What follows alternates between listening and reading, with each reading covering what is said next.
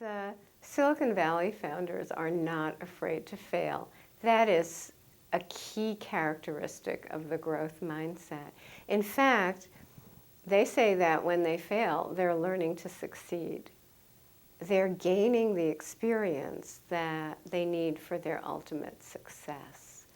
In a fixed mindset, failure means you're not a genius. Failure means there's something wrong with you. It's humiliating.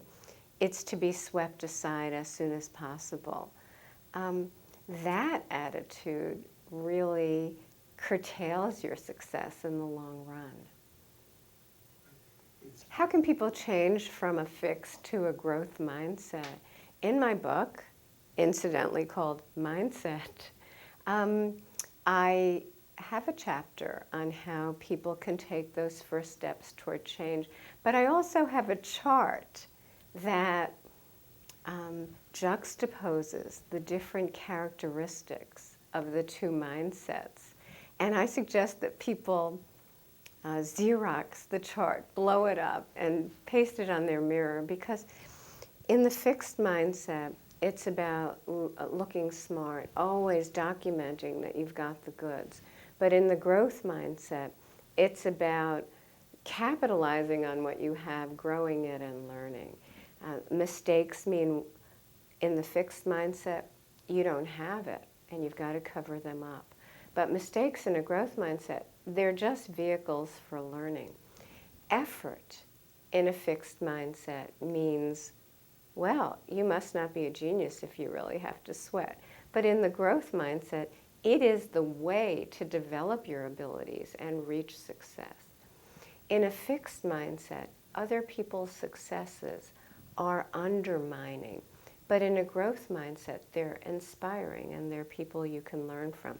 So step by step by step, people need to keep these in front of them and catch themselves when they're falling into that limiting fixed mindset. Some people have a fixed mindset. They think their qualities, their intelligence, are carved in stone. You have a certain amount, and that's that. And these people worry about how much they have. They need to be right, they need to be brilliant, and they're always on that groove. Other people have what I call a growth mindset.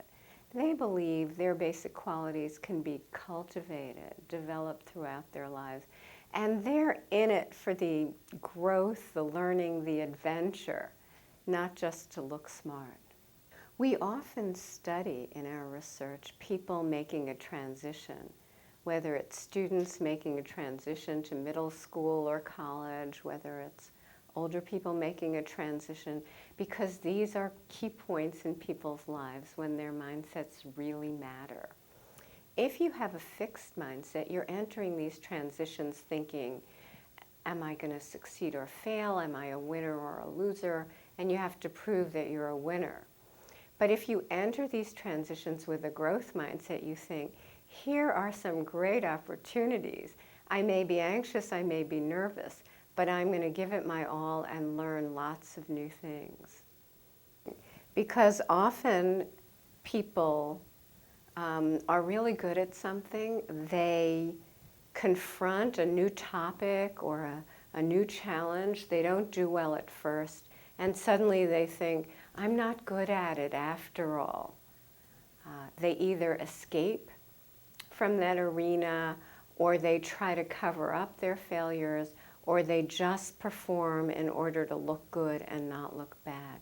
But within a fixed mindset, that whole orientation toward learning can go out the window. How do you break a fixed mindset? Well, one thing is to recognize that many of us grew up with a fixed mindset. That was the wisdom of the day. Many educators thought IQ was fixed. Brain scientists thought the brain, that was just something we were given, and some people had better brains and some people had worse brains. But the new neuroscience is showing us something completely different, that basic things like intelligence can be taught, not just in kids but in adults. and that the brain has tremendous plasticity throughout our lifespan. So the growth mindset is receiving more and more confirmation from brain science. That's how I would start telling people about a growth mindset. The other thing is to teach them the various components of the growth mindset. In a growth mindset, not only do you believe that your abilities can be cultivated, but you welcome the effort. In a fixed mindset, the belief is if you have ability, you shouldn't need effort.